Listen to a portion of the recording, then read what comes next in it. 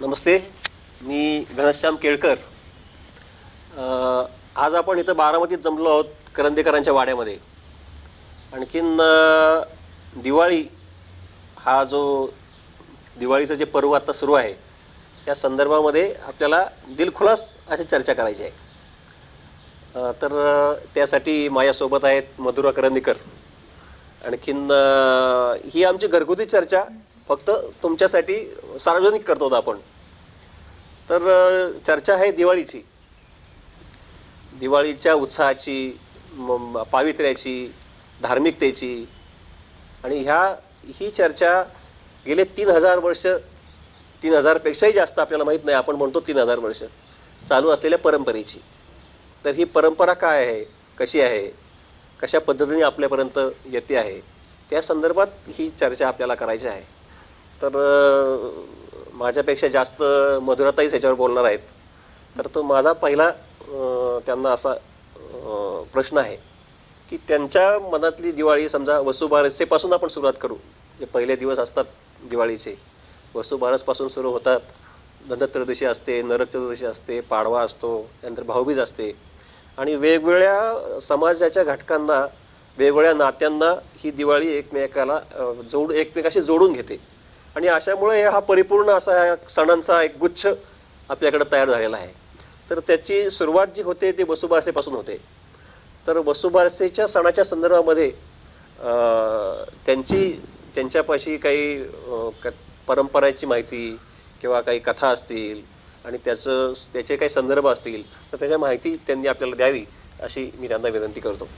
नमस्कार. सुरुवातीला पहिल्यांदा म्हणजे मला असं सांगावं वाटेल की ही जी काही माहिती गोळा करण्यामागे माझा जो हेतू होता की माझं नेहमी दिवाळी साजरी करण्याचं म्हणजे असंच असायचं की एक आठवडा आधी मिठाई किंवा फराळाचं तयार करणे असंच असायचं. पण मग यावर्षी असं वाटलं की त्याच्या मागच्या ज्या कथा आहेत किंवा रिच्युअल्स आपण पाहतो त्या का आहेत हे समजावून घेण्याच्या हेतूनं मग मी ती माहिती गोळा करायला सुरुवात केली. मग सुरुवात जसं तुम्ही म्हणालात तसं वसुबारसेपासून वाचायला जेव्हा सुरुवात केली तेव्हा आपल्या इथे महाराष्ट्रामध्ये त्याच्या मागे एक कथा आहे आणि उत्तर भारतामध्ये त्याच्या मागे 3 कथा सांगितल्या जातात. आता कथा सांगणे किंवा ज्या रिच्युअल्स आहेत त्या सांगणे, ह्या सांगण्यामागचा उद्देश हाच असतो की तुम्ही आपल्याला गाईपासून ज्या सगळ्या काही दूध, तूप, लोणी सगळ्याचाच उपयोग होतो. मग ते मिळतं, त्याच्यामुळे त्याच्याबद्दल आपली कृतज्ञता व्यक्त करणे हाच हेतू त्याच्या मागे असतो. मग ते एंटरटेनमेंट त्याच्या मागे मिळावी किंवा ते छान सांगितलं जावं मुलांना पुढच्या पिढीसाठी म्हणून त्या कथा सांगितल्या जातात. आता त्यासाठीच म्हणजे तिच्यापासून आपल्याला एवढ्या गोष्टी मिळतात, त्याच्यामुळेच तिला गोमाता असं म्हटलं जातं. त्याच्यानंतर तिच्यामध्ये जी सूर्यकेतू नावाची नाडी असते जी भारतीय गायींमध्येच असते. तर त्या नाडीमुळे जे दूध, मूत्र आणि शेण जे तयार होतं त्याच्यामुळेच त्याला आयुर्वेदिक खूप महत्त्व आहे आणि ते भारतीय गायींमध्येच असतं आणि त्यामुळेच त्याच्या दुधाला पिवळा रंग प्राप्त होतो. आता गाईचं जे दूध असतं त्याच्यामध्ये फॅट्स कमी असतात, त्यामुळे ते पचायला हलकं असतं, त्यामुळे खूप चांगलं असतं. म्हशीच्या दुधामुळे सुस्ती येते कारण फॅट्स जास्त असतात, त्यामुळे गाईचं दूध तुम्ही सेवन जास्त करा असं म्हटलं जातं. त्याच्यानंतर पुढची एक गोष्ट आहे की गाईचं जे शेण असतं त्यांनी घर सारवलं तर त्यामुळे घरामध्ये एक थंडावा येतो. आणि स्वातंत्र्यवीर सावरकर असं म्हणायचे की तुम्ही गाईची एकच दिवस पूजन करू नका गाईचं. तर गाईपासून एवढ्या आपल्याला गोष्टी मिळतात तर त्यामुळे तुम्ही गाईची पूजा किंवा गाईची जी काळजी आहे तर ती तुम्ही वर्षभर घ्या. मग वर्षभर घ्या म्हणजे काय, तिला हिरवा चारा खायला द्या, त्याच्यानंतर तिची जागा स्वच्छ ठेवा जिथे तिला बांधलेली असते, त्याच्यानंतर हे करा, पाणी स्वच्छ तिला द्या. अशा प्रकारे तुम्ही तिची काळजी घ्या असंच. आणि आणखीन एक गोष्ट की जी पंचगव्य म्हणतात, पंचगव्य म्हणजे दूध, तूप, दही आणि मूत्र आणि शेण यापासून हे पंचगव्य तयार केलं जातं आणि त्याच्यामध्ये रोगप्रतिकारक शक्ती भरपूर असते. त्याच्यामुळे वसुबारस आणि गाईची पूजा आपण करावी असं त्यामागचा हेतू आहे. म्हणजे आता हे साधारणपणे याचा एक संदर्भ असा जोडता येईल की एकेकाळी कृषीप्रधान संस्कृतीच्याही थोडं अलीकडे म्हणायला पाहिजे की त्यावेळेस गाय हे धन मानलं जात होतं आणि तुमच्याकडे गायी किती आहेत ह्याच्यावरून तुम्ही किती श्रीमंत आहात याची गणना केली जात होती. त्यावेळेपासून गाय हा एक आपल्या समाजातला एक महत्त्वाचा घटक राहिलेला आहे आणि तिचं हळूहळू जी एका देवतेमध्ये किंवा ईश्वरामध्ये रूपांतर होत होत गायीचं पूजन करणं किंवा तिच्याबद्दल एक कृतज्ञता व्यक्त करण्याचा एक दिवस. जसं ह्यातला एक कृतज्ञतेचा भाव ह्याच्यामध्ये आहे की ज्या ज्या गोष्टी निसर्ग असेल समजा किंवा एखादी पशु असेल किंवा एखादी व्यक्ती असेल जी आपल्या आयुष्यामध्ये फार महत्त्वाची आहे आणि आपल्यासाठी खूप काही देते आहे, तर त्याच्याबद्दल कृतज्ञता व्यक्त आपण केली पाहिजे. तर हा भाव ह्या वसुबारसच्या सणामध्ये आपल्याला दिसतो. जसं आपण त्याचं पूजन, गायीचं पूजन आपण करतो. त्यानंतरचा दुसरा जो दिवस असतो तो असतो धनत्रयोदशीचा. त्याला बायकांच्या आंघोळ असं एक किंवा स्त्रियांच्या संदर्भामधलाच हा सण आहे. तर त्या संदर्भामध्ये आपण काय सांगू शकता? धनत्रयोदशीमध्ये आपण म्हणजे शेतकरी अवजारांची पूजा करतात ज्यांच्यापासून त्यांना धन प्राप्त होतं. तर ती एक कृतज्ञता म्हणून ते अवजारांची पूजा करतात. त्याच्यानंतर त्याच्या मागे एक कथा अशी आहे की जेव्हा समुद्रमंथन केलं गेलं तेव्हा समुद्रमंथनामध्ये लक्ष्मी प्रकट झाली. त्याच्यानंतर धन्वंतरी हातामध्ये अमृत कुंभ घेऊन आले. तर मग अमृताचं म्हणजे काय की ते सगळ्या औषधांचं सारच आहे. आणि असं म्हटलं जातं की आपल्याकडे कडुनिंबाला खूपच महत्त्व आहे. म्हणजे अमृतासारखे पण अमृत नाही म्हणजे पण कडुनिंबाला खूपच महत्त्व आहे. त्यामुळे या दिवशी कडुनिंब आणि कडवट असल्यामुळे त्याच्याबरोबर साखर ह्याचं वाटण करून त्याचं सेवन केलं जातं. त्याच्यानंतर असं पण आहे की धने आणि गूळ, कारण हे थंडीचे दिवस असतात. तर त्याच्यामुळे थंडीच्या दिवसांमुळे पचायला पदार्थ समजा आपण म्हणजे खातो ते जड असतात. त्याच्यामुळे ते हलके व्हावे, गॅसेस कमी व्हावेत ह्याच्यामुळे धने आणि गूळ ह्याचं सेवन केलं जातं. आणि त्वचा कोरडी होते थंडीचे दिवस असल्यामुळे, त्यामुळे तेल आणि उटणं ह्याचे आपण आंघोळ करतो. आता कडुनिंबावरनं आणखीन एक सांगावं वाटतं की जेव्हा स्वातंत्र्यपूर्व काळामध्ये क्रांतिकारकांना असं जे म्हणजे हे करायचे भूमिगत वगैरे व्हायचे, मग कसं तुम्ही सर्वाईव्ह व्हायचं, तर ह्याच्यासाठी म्हणून त्यांना प्रशिक्षण दिलं जायचं. वर्ध्यामध्ये असं प्रशिक्षण केंद्र होतं जिथे खानखोजांनी पण प्रशिक्षण घेतलं होतं. आणि मग जेव्हा ते इराणमध्ये गेले तेव्हा इंग्रजांपासून लपून तिथून त्यांनी कैदेतून पळ काढला आणि मग तिथून सर्वाईव्ह कसं व्हायचं. पण त्यांना प्रशिक्षण असं मिळाल्यामुळे त्यांनी तिथे गवतपाला जो काही मिळाला तो गवतपाला खाऊन तिथे सर्वाईव्ह असं आहे. त्यामुळे मग कडुनिंबाचं आपल्याकडे तसं एक महत्त्व आहे. तर मग धनत्रयोदशीच्या दिवशी असं मुख्य कृतज्ञता म्हणून अवजारांचं पूजन केलं जातं. धनत्रयोदशीच्या बाबतीत आणखीन एक गोष्ट अशी सांगावी वाटते की जेव्हा समुद्रमंथनामधून धन्वंतरी बाहेर आले तेव्हा त्यांच्या एका हातामध्ये अमृत कलश होतं आणि एका हातामध्ये आयुर्वेदाचं पुस्तक होतं. त्यामुळे आपल्या इथे 2016 भारतामध्ये राष्ट्रीय आयुर्वेदिक दिवस म्हणून हा दिवस साजरा केला जातो. आणि धनत्रयोदशीच म्हणजेच धन्वंतरीचा धन्वंतरीची जयंती म्हणून साजरी केली जाते. आता मधुराताईंनी सांगितलं धनत्रयोदशीच्या संदर्भामध्ये, तर हे सगळे जे आपले सण आहेत, हे जे सण हा जो सण आहे हा कृषीशी संबंधित आहे, शेतीशी संबंधित. शेती चा संबंध याच्याशी आहे कारण ह्या काळामध्ये बऱ्यापैकी पहिला जो हंगाम असतो तो पहिला हंगाम ची पिकं घरामध्ये आलेली असतात आणि त्या अवजारांनी बरंचसं काम केलं असतं. तर त्या अवजारांची सुद्धा त्या दिवशी कृतज्ञता व्यक्त करण्याचा एक निश्चितपणे त्यात प्रयत्न असावा. आणि वसुबारसेच्या काळात सुद्धा जसं गायीचं हे आहे तसं सुद्धा शेतीच्या कामाला जे पशुधन लागतं त्या पशुधनाचं सुद्धा ची कृतज्ञता व्यक्त करणं. कारण हा एक जो सगळा हे आहे काळ हा साधारणपणे असं दिसतं की भटक्या काळापासून शेतीकडे वळण्याचा जो त्या काळामधनं हळूहळू या परंपरा येत असाव्यात. कारण त्याच्याशी रिलेट त्या जास्त होत जाताना दिसतात आणि त्या परंपरेमधनं त्याचं मग हळूहळू दैवतीकरण होत गेलं आणि त्याला एक दिवस आपण म्हणत गेलो. असं हे बहुतेक सणाच्या बाबतीमध्ये दिसतं. आणि त्याचं पूर्वजांच्या संदर्भामधला एक कृतज्ञता आणि आपल्या आजूबाजूच्या निसर्गाबद्दलची कृतज्ञता, हा एक धागा जो आहे हा धागा तिथं तुम्ही जसं सांगितलं तसं की हिवाळ्याचे दिवस आहेत, तर हिवाळ्याच्या दिवशी नेमकं काय गोष्टी आपल्याला पाहिजेत किंवा काय आपल्या आहारामध्ये गेल्या पाहिजेत, तर त्याचाच वापर त्या त्या सणामध्ये केलेला दिसतो. फक्त दिवाळीचं एक वैशिष्ट्य असं मला जाणवतं की बाकीचे सण एक एकटे येतात, काय दिवाळी ही 4-5 सण एकत्र घेऊन येते. त्याच्यामुळे एक काय म्हणतात ना, एक मोठा गुच्छ, म्हणजे सरळ 4-5 दिवस एकामागून एक सण येतात. आणखीन त्यामुळं तो एक मोठा धमाका होतो त्या उत्साहाचा. तर तसा हा म्हणून हा एक सणांचा राजा आपण दिवाळी समजली जाते. आणि अगदी लहान मुलांपासून घरातल्या वृद्ध माणसापर्यंत सगळ्यांना ती आनंदाने भरून टाकते. धनत्रयोदशीची आणखीन एक गोष्ट अशी सांगावी वाटते की पृथ्वी ही पूर्व पश्चिम फिरत असते. त्यामुळे येणारे वारे, सूर्याची दिशा याच्यावरून खूप गोष्टी ठरत असतात.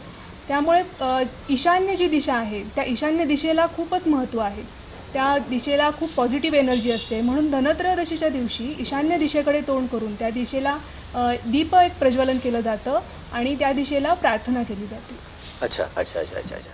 ह्या दिवाळीच्या संदर्भातल्या ज्या गोष्टी आहेत त्या निष्ठच चालल्या आता खरं पाहायला लागलं असतं की कदाचित आता तुम्ही माहिती घेतली म्हणून तुम्हाला माहित आहे, नाहीतर आता ह्या तुमच्या वडिलांना, आईला किंवा तुमच्या मागच्या पिढीला ज्या माहीत असतील, तुमच्यापर्यंत आल्या, तुम्ही आता माहिती घेतली म्हणून तुम्हाला कळली. ह्या पुढच्या पिढीला कदाचित त्या माहीत पण असणार नाही.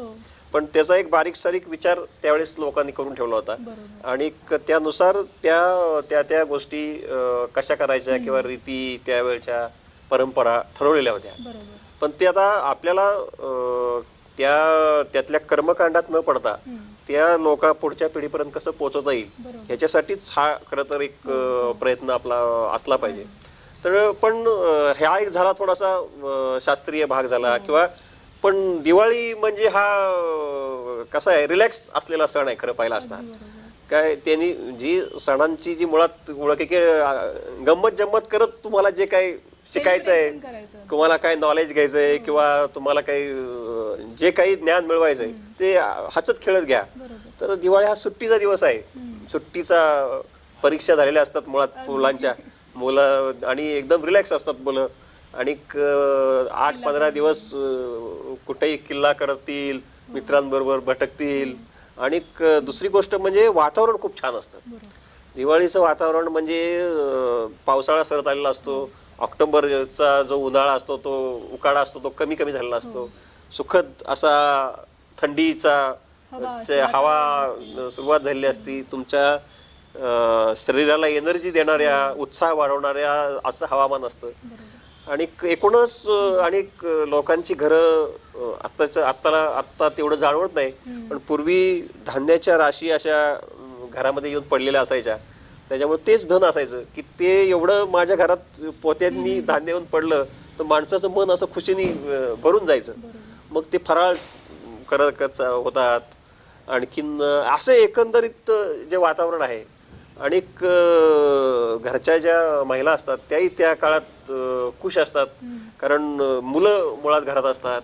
आणि सुख समृद्धीचा भरलेला जो वर्षाभरातला जो काळ आहे, आपण जर सगळ्या वर्षाचा काळ जर पाहिला तर जो सगळ्यात आनंदी असण्याचा क्लायमेटच्या दृष्टिकोनातून किंवा आर्थिक दृष्टिकोनातून जो काळ असेल तर तो तुम्ही कुठेही कशाने गणित बघायला गेलं तर तुम्हाला असं दिसेल की पुढे जाऊन उन्हाळा चालू होतो आणि अगोदरचा पावसाळ्याचा काळ असतो. हा थोडासा अडचणीचा किंवा थोडासा त्रासाचा, कष्टाचा काळ असतो, श्रमात. आणि तो एक रिलॅक्सचा एक जो मधला काळ आहे तो हा दिवाळीचा. पण धमाल. आणि याच्यामध्ये आणखी एक मोठी गोष्ट म्हणजे फटाके वाचूनची दिवाळी ही. आता अलीकडं प्रदूषणामुळे लोक त्या फटाक्यांवरती निर्बंध टाकायला लागले, पण मुलांना त्याचं आकर्षण असायचं. कपडे खरेदी असं ह्या दिवाळीचे अँगल प्रचंड वेगवेगळे आहेत की त्याचं शास्त्रीय. आणि ह्या सगळ्यातून मग त्याचं थोडंसं त्याच्या मागच्या परंपरा, त्याच्या मागचं शास्त्र, त्याच्या प्रत्येक दिवसाचं महत्त्व, ह्या गोष्टी जाणून आपण निश्चितपणे घेतल्या पाहिजेत. आणि एक दुसरी गोष्ट मला अशी त्यात जाणवते की एखादा दिवस आपण जेव्हा चांगला ठरवतो त्यावेळेस अनेक लोक त्याच दिवशी एखादं काम चालू करतात. मग ते काम त्याच्याशी जोडलं जातं. आणखी दुसरा माणूस त्याच दिवशी असे अनेक लोकांच्या वेगवेगळ्या दिवशी वेगवेगळ्या काळामध्ये त्या दिवशी काहीतरी केलेलं असतं आणि हळूहळू त्या गोष्टीचं महत्व वाढत जातं. सो दिवाळीच्या काळातही अशा अनेक परंपरा येत जातात गेल्या असतील आणि म्हणून तो एक एक एक दिवस त्याला जोडत हा एक दिवाळीचा एक सण साजरा झाला असेल. तर आपण आता पुढच्या दिवसाच्या कडे वळू की हा पुढचा जो दिवस आहे तो नरक चतुर्थीचा दिवस आहे. तर ही नरक चतुर्दशीची परंपरा किंवा त्याच्या मागची कारणं ह्याच्याबद्दलचं थोडंसं आपण जरा माहिती याच्याबद्दल सांगा.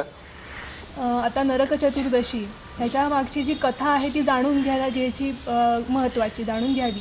कारण नरकासूर म्हणजे भौमासूर हा भूमी माता आहे म्हणजे पृथ्वी आहे तिचा मुलगा, पण त्याला ब्रह्मदेवाकडून अमरत्व मिळालेलं होतं. तर अमरत्व मिळाल्यानंतर त्यांनी पण काय केलं की त्यांनी वरुण देवाचं जे छत्र होतं, नंतर अदिती म्हणजे इंद्रदेवाची जी आई होती, तर तिची जी कुंडल म्हणजे जे कानातले होते ते चोरले किंवा पळवले. त्याच्यानंतर मुख्य म्हणजे ज्या वेगवेगळे राजे होते त्यांच्या 16 सहस्त्र कन्या त्यांनी पळवल्या आणि बंदिवान केल्या. तर ह्याच्यामुळे त्याचा वध श्रीकृष्णाने केला या दिवशी. आणि पण हा वध केल्यामुळे मात्र भूमातेनं मात्र सांगितलं की तुम्ही कुणीही शोक करू नका, कारण हे असत्यच किंवा जी असुरी वृत्ती आहे त्या असुरी वृत्तीचा शोक करण्यापेक्षा त्याचा तुम्ही खरं तर आनंदाने साजरी करा, कारण त्या वृत्तीचा अंत झालेला आहे. तर मग ह्याच्यावरून उलट म्हणजे असं आपल्याला हे करता येईल की श्रीकृष्णाने जो वध केला आणि मुख्य वध केल्यानंतर त्या ज्या कोणी कन्या होत्या त्यांचा मात्र स्वीकार त्यांच्या घरच्यांनी केला नाही, म्हणून त्यांनी त्यांच्याशी विवाह केला आणि त्यांना समाजामध्ये एक मान्यता किंवा एक रिस्पेक्ट मिळवून दिला, असं त्या दिवशी घडलं. आता त्याच्यानंतर काय झालं की हे जे असं रिस्पेक्ट मिळवून दिल्यानंतर म्हणजे ह्या कथेमधून असं आपल्याला हे करता येईल की ज्या पीडित ज्या महिला असतील समाजामधल्या किंवा ज्यांच्यावर अन्याय झालेला असेल तर मग त्यांनासुद्धा तुम्ही समाजामध्ये असाच रिस्पेक्ट मिळवून दिला पाहिजे, त्यांना एक आदराचं स्थान एक समाजामध्ये असलं पाहिजे, असं श्रीकृष्णाच्या उदाहरणावरून आपल्याला समजून येतं. बरोबर. हे आता हे नरक चतुर्दशीचा जो सण आहे त्यातला आता सगळ्यात त्रास देणारी गोष्ट म्हणजे पहाटे उठून आंघोळ करणं ही खरं पाहिलं असतं. पण हे दिवाळीच्या काळामधला हा एक उत्साहाचा भाग आहे.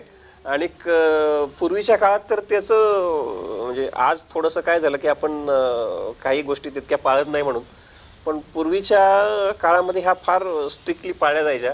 आणि घरोघर लोक तुम्हाला पहाटे उठलेली कुठं तुमच्या पणत्या लावलेल्या, आणखीन आमच्या आता जाता तुम्हाला सांगतो आमच्या महाडला होतो मी. महाडमध्ये एक दिवाळीची एक वेगळी परंपरा आहे. महाडमध्ये लोक काय करतात पहाटेच उठतात दिवाळीचे 4-5 दिवस आणि सगळं आवरून वगैरे तिथून एक 2-3 किलोमीटर ती विसावा नावाचं एक हॉटेल आहे. ते विसावा हॉटेल पण अख्खी जत्रा निघाल्यासारखे लोक निघतात आणि त्या जवळजवळ 2-3 किलोमीटर ते जातात आणि तिथं नाश्ता बिष्टा करून परत येतात. मी ज्यावेळेस महाडमध्ये होतो त्यावेळेस मी म्हटलं हे काय म्हणजे काय प्रकार आहे मला काय कळेना. आणि तुम्ही जसं शोध घेतला तसा मी थोडा शोध घ्यायचा प्रयत्न केला की ह्याच्यामुळे काय परंपरा आहे का, की बाबा इथं काही कुठं देऊळ आहे का एखादं, किंवा कशासाठी जातात लोक किंवा कुठं देवाला जातात. पण लिटरली मला काही सापडलं नाही. ही कशी आला असेल ते त्यांचं त्यांनाच माहिती. पण ते तोच एक रस्ता चांगला जाण्याचा असावा. ते त्या हॉटेलपाशी जायचं, तिथं नाश्ता बिष्टा करायचा आणि अख्खं गाव जवळजवळ गेल्यासारखं असायचं. म्हणजे हे असं सहज मला आठवलं म्हणून मी सांगितलं होतं की असं वेगवेगळे अँगल कसं आहे, प्रत्येकाच्या मनातली एक दिवाळी वेगळी राहते. कारण त्यांनी जे अनुभवलेली दिवाळी असते ती एक वेगळी असते आणि त्याच्यानुसार त्याच्या दिवाळीचे जे कल्पना असतात त्या वेगळ्या असतात. तर ते मला वाटतं हे सणांच्या बाबतीत हाच एक प्रकार आहे की प्रत्येकाने आपापल्या कल्पनेमधला तो एक सण केला आणि तो सगळ्या मिळून त्याचा एक इम्पॅक्ट बनतो. तर ही नरकासुराची जी नरक चतुर्दशी आहे ती काय नरकात जातो आपण जर पहाटे उठून आंघोळ नाही केली ना त्या दिवशी हो हो तर नरकात जावं लागेल म्हणून लोक त्या भीतीने काय होईना पूर्वी करायचे. आजकाल लोक नरकालाही भीत नाहीत त्याच्यामुळं. पण ही एक पहाटे म्हणजे मला वाटतं असं असं त्या मला वाटतं की त्या थंडीचे दिवस असायचे ना, लोक लवकर उठायला थोडा कंटाळा करत असतील की त्यामुळं गोधडी त्या निमित्ताने काय होईना पण लोक लवकर उठतील म्हणून ती नरकाची भीती घातली असावी लोकांना. तर पण तो एक आसुरी वृत्तीचा नाश आहे किंवा त्या माध्यमातून लोकांना जागा करण्याचा एक भाग आहे. असे हा सणांचा राजा आपण दिवाळीला म्हणतो. याचं कारणच असं की असे वेगवेगळ्या प्रकारच्या चे दिवस आणि त्याची एक वैशिष्ट्य त्याच्या मागच्या कथा अशा त्याच्यामध्ये एकत्र आलेल्या आहेत.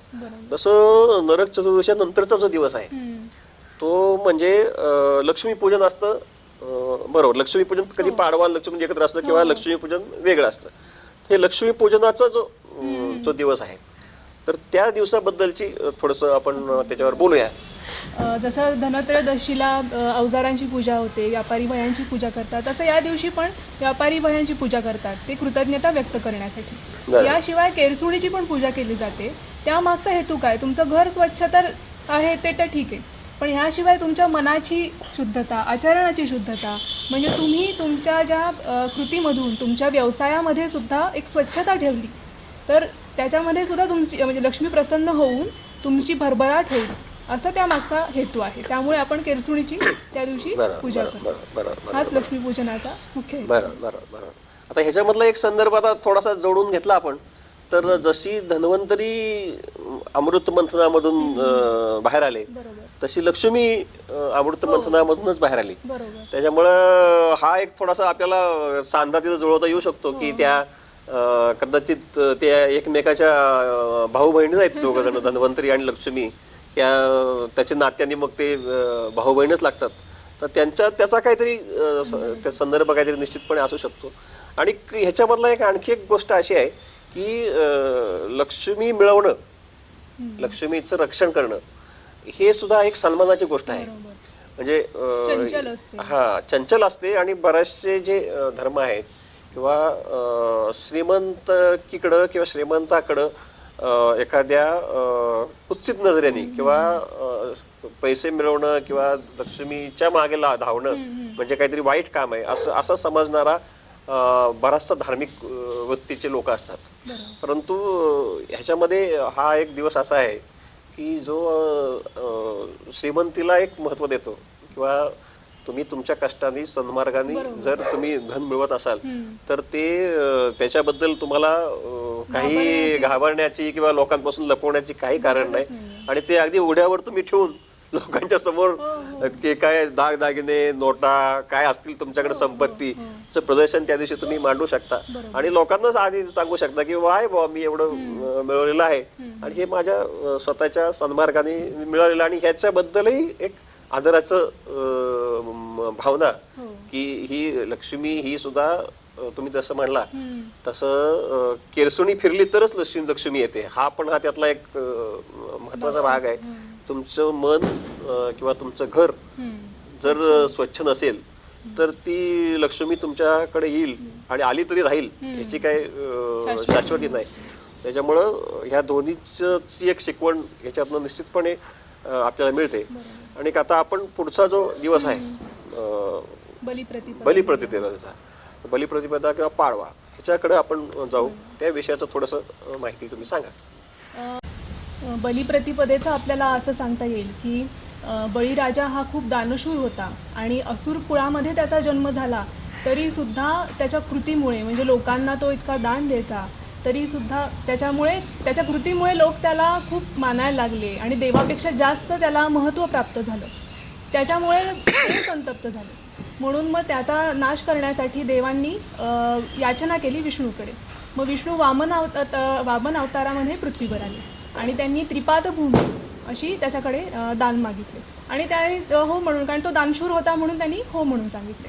मग आता त्रिपादभूमी म्हणजे एका पायाने स्वर्ग, दुसऱ्या पायाने पृथ्वी आणि मग तिसरं पाऊल मी कुठं ठेवू विचारल्यावर त्यांनी त्याचं मस्तक पुढं केलं आणि मस्तक पुढं केल्यावर तो पाताळामध्ये गेला. पण त्याच्या या वृत्तीमुळे विष्णू प्रसन्न झाले मग त्याला पाताळाचा त्यांनी राजा केला आणि तुला अजून काय हवं विचारलं तर मग तूच एवढा दानी आहेस, तुझ्याकडनंच मला दान मिळालं, तर मला तुझी सेवा करण्याचं एक मला एक हे दे, संधी दे. म्हणून मग त्यांनी विष्णूचा द्वारपाल म्हणून बळीराजाला त्याची नेमणूक केली.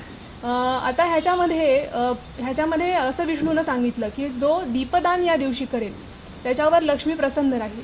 त्यामुळे या प्रसंगाने लक्ष्मीसुद्धा प्रसन्न झाली आणि तिने मग विष्णूची औक्षण केलं विष्णूला. आणि त्यामुळे या दिवशी म्हणजे ह्याच्याबरोबर पाडवासुद्धा येतो. तर म्हणजे पाडव्याचं जे महत्त्व आहे तर ते या दिवसापासून आहे की त्यामुळे तेव्हापासून असं म्हटलं जातं की आपण आपल्या पत्नी आपल्या पतीचं औक्षण करते. बरोबर. मला वाटतं ते ही जी कथा आहे राम अयोध्येमध्ये आले ते मला वाटतं पाडव्याशी संबंधित आहे ना. ती म्हणजे दिवाळीशी संबंधित आहे. हा हा अच्छा अच्छा अच्छा अच्छा अच्छा असं आले. हा म्हणजे तेच मागाशी मी म्हटलं तसंच की ते कसं आहे की एका दिवशीच अनेक प्रसंग घडत त्या दिवसाचं महत्व वाढत गेलं. तसा तो बलिप्रतिपदेचा विषय आहे. आणखीन ह्याच्यामध्ये आता काय आहे की आता ह्याच्यामध्ये एक लायटर टोनवरतीचा जर बोलायचं झालं तर हा बायकांचा आवडता दिवस आहे. कारण या दिवशी हक्कानी काहीतरी गिफ्ट मिळणार याची त्यांना खात्री असते. त्याच्यामुळं हा त्यांच्यासाठी खूप आनंदाचा दिवस आहे आणि महत्वाचा दिवस आहे. तर पण दुसरा यातला जो ह्याची जी कथा आहे बलीची जी कथा आहे तर जे एक असं आहे की आता नव्याने बघायला गेलं तर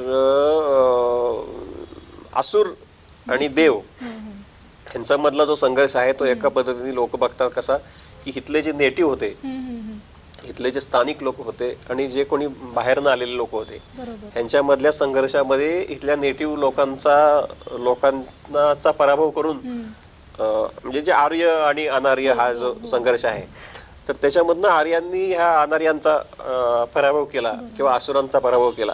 आणि कसं आहे की इतिहास हा नेहमी विजेत्यांचाच लिहिला जातो. त्याच्यामुळं विजेत्यांचाच इतिहास लिहिला गेला.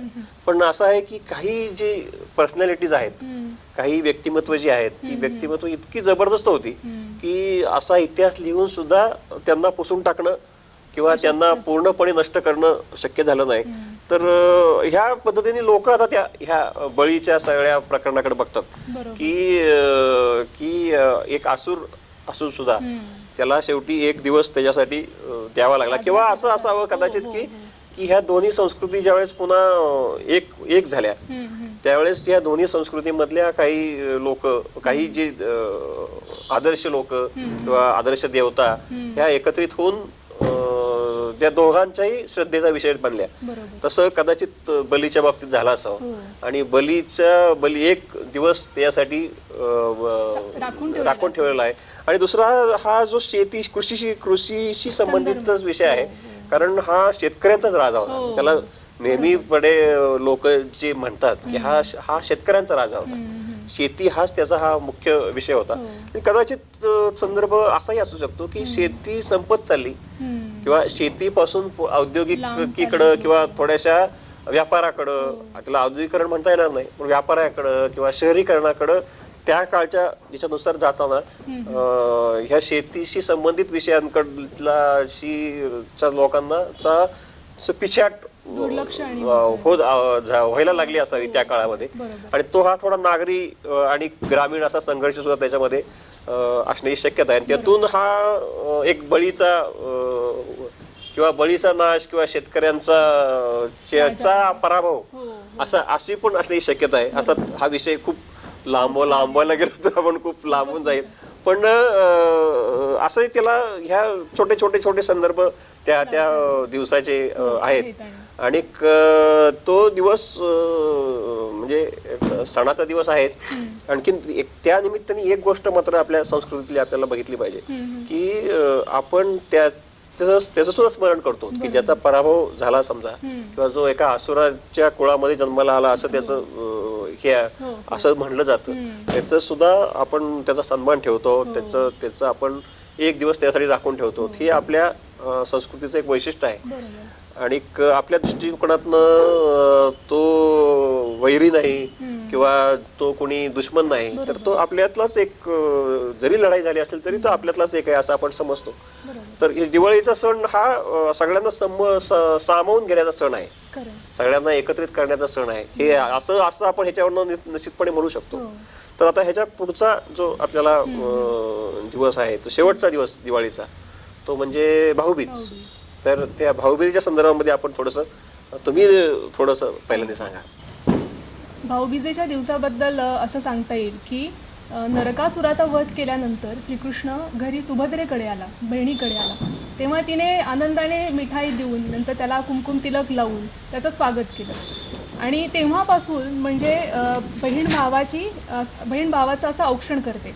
आणि यमाने असं म्हटलं की या दिवशी जर का बहिणीनं भावाला जी बहीण भावाला औक्षण करेल तर त्याला दीर्घायुष्य लाभेल. म्हणजे हे सांगण्यामागचा उद्देश पण हाच आहे की तुम्ही तुमचं नातं दृढ करा, एकमेकांशी चांगलं वागा. असंच म्हणजे औक्षणाचा करण्यामागचा हेतू हाच आहे. तर हे झालं आपलं भाऊबीजेच्या दिवशीचं. आता भाऊबीज, आता हे कसं आहे, हे सगळे सण जसे आहे, जसं पाडवा हा बायकोनी नवऱ्यापासून गिफ्ट घ्यायचा भाग आहे, तसा भाऊबीजेची पण वाट बहिणी बघत असतात की या दिवशी हमखास काहीतरी गिफ्ट आपल्याला मिळणार आहे. आणि ह्या दिवशी जे भाऊ असतात किंवा पाडव्याच्या दिवशी जे नवरे असतात ते खिसा हलका होऊन सुद्धा फार खुश असतात, कारण त्यांच्या बहिणी किंवा त्यांच्या बायका खुश असतात, त्याच्यामुळे ते खुश असतात. तर असं बहीण भेटणार असते किंवा एकंदरीत तो समाधानाचा आणि आनंदाचा काळ असतो. आणखीन शेवटी देण्यामधला सुद्धा एक आनंद आहे. किंवा तुम्ही देता ज्यावेळेस एखादी गोष्ट, त्यावेळेस तुम्हालाही घेणाऱ्यापेक्षा जास्त आनंद देणाऱ्याला होतो.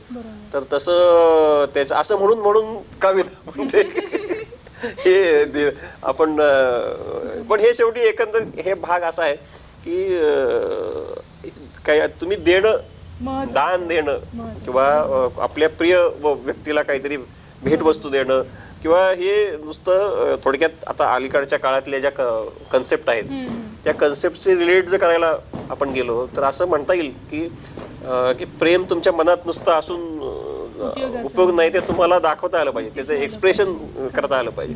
तर हे ते एक्सप्रेशन करणारे दिवस आहेत असं म्हणायला तर हरकत नाही आपल्याला, की त्या दिवशी तुम्हाला ते प्रत्यक्ष त्या तुम्ही ते दाखवून देता. आपल्याला आणि तुलसी विवाहाचं पण एक सांगता येईल. तुळशी विवाहाचं म्हणजे कसं आहे की या दिवशी म्हणजे तुळशीला महत्त्व आहे आपल्या भारतामध्ये. तर आयुर्वेदिक महत्त्व आहे, त्याचं सेवन केल्यानंतर त्याच्यामुळे ते महत्त्व आहे.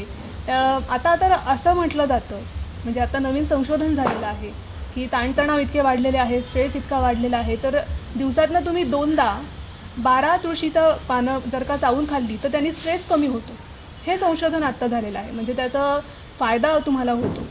आणि असंही आहे की घराबाहेर आपण तुळस लावली की ती ऑक्सिजन त्याच्यामध्ये इतकं भरपूर देते आपल्याला, त्याच्यामुळे तुळस घराबाहेर लावावी म्हणून त्याच्यासाठी हा दिवस असतो. बरोबर. हे साधारण आपण सहज बसल्या बसल्या आपला हा दिवाळीच्या 4 दिवसाचे जे आहेत 4-5 दिवस असतात, मध्ये कदाचित एखादा भाकड पण येऊन जातो काय, त्याच्यामध्ये तिथीचा पण एक भाग आहे.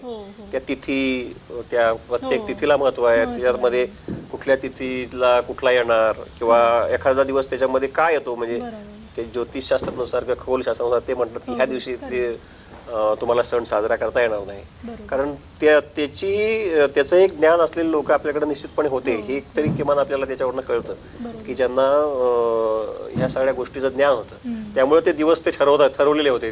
ह्या तिथीला होणार किंवा तिथीचा क्षय झाला तर त्या दिवशी होणार नाही. आणि असं हे साधारणपणे दिवाळीचं महात्म्य आहे. आणि हे चालत आलेलं आहे.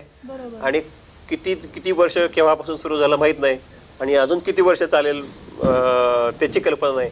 पण आपल्या हातात एवढंच आहे की तो जो आनंदाचा किंवा उत्साहाचा जो हे आहे, ठेवा आहे समजा, तो पुढच्या काळात कदाचित वेगळ्या पद्धतीने, कारण आता जर बघितलं गेलं आपण आता तर मोबाईलमध्ये सोशल मीडियामध्ये अडकून बसलेली जी मुलं आहेत आपली, ती मुलं कितपत त्यांना हे माहिती असेल किंवा ह्याच्यामध्ये त्याचं गांभीर्य त्यांना किती जाणवत असेल की आज तरी आपल्याला माहित नाही. तर किमान त्यांना वेगवेगळ्या माध्यमातून त्यांच्या पुढं हे जाणवून देणं आणि ही आपली आलेली परंपरा आहे, की परंपरेतला जो रस आहे किंवा त्यातलं जे मूळ अर्थ आहे तो पुढपर्यंत पोहोचवण्याचं काम तरी, त्याचा गाभा पोहोचवणं आणि त्यातला जो कृतज्ञतेचा भाव आहे किंवा ज्याच्यामधली एकमेकाबद्दलचा स्नेह जपण्याचा भाग आहे तो टिकून आपल्याला त्याचा जो त्याला म्हणतो भौगोलिक म्हणतो किंवा क्लायमेटच्या दृष्टिकोनातनं जो काही त्यांनी निवडलेला भाग आहे या सगळ्या टिकून आपल्याला पुढे कसं जाता येईल ह्याचाच आपल्याला ह्या निमित्ताने विचार केला पाहिजे असं मला वाटतं. शेवट तुमचं दिवाळीच्या संदर्भातले टोटल दिवाळीच्या संदर्भातले तुमचे विचार याच्या तुम्ही सांगून आपण जरा थांबू, आता बराच वेळ झाला आपला. असं गौतम बुद्ध असं म्हणतात की प्रत्येकामध्ये प्रकाशमान होण्याची क्षमता असते. म्हणजे प्रत्येकामध्येच ते एक ज्ञान असतं, एक दुसऱ्यांना देण्यासाठीचं पण. म्हणजे दिवाळीचा असा सण आहे की तो अज्ञान दूर करतो असं आपण म्हणतो. तर आता जो करोनाचा काळ पॅन्डेमिक होऊन गेलं त्या काळामध्ये खूप निगेटिव्हिटी आली, पण काही त्याच्यामध्ये इतकं इंट्रोस्पेक्शन केलं, आत्मपरीक्षण केलं की या काळामध्ये जॉब जरी गेले तरी मग दुसरं काय करता येईल, मग दुसऱ्या म्हणजे काही जॉब सोडले आणि दुसरं काही सुरू केलं. म्हणजे स्वतःचा विचार करून त्यांना एक कोरोनाच्या काळामध्ये आपल्याला एक पॉज आला की तुम्ही स्वतःचा एक विचार करा, काहीतरी त्यातनं नवीन तुम्ही विचार करून नवीन कृती करा, असा आपण एक पॉज घेतला. आणि ह्या कोरोनामध्ये आपण हाच विचार करू शकतो की त्यांनी आपल्याला हे सूचित केलेलं आहे की स्वतःकडे लक्ष द्या, कुटुंबाकडे लक्ष द्या, आपल्याला ह्यातून काय करता येईल. मग दिवाळीचा सण हा त्याच्यानंतर आपल्याला एक खूपच छान असा आलेला आहे आणि त्याच्यामध्ये आपण उत्सव साजरा करतो हा इतका छान की आता तुम्ही म्हणाला त्यासारखं आपण इतका छान सेलिब्रेट करतो इतके वर्ष. तर तसं त्या मार्फत सेलिब्रेट करून आणि असंच पुढे जाऊयात, आपली संस्कृती जपूयात आणि एक चांगला सुदृढ सामर्थ्यशाली भारत एक उभा करण्यासाठी प्रयत्न करूयात. तर प्रेक्षक हो नमस्कार.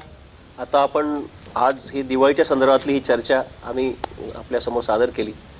ह्या अशाच वेगवेगळ्या सणांच्या बद्दल किंवा उत्सवाबद्दल वेळोवेळी आपण भेटत राहू आणि अशाच पद्धतीची दिलखुलास चर्चा करत राहू ह्या नोटवरती आज आपण इथं थांबूया. नमस्कार.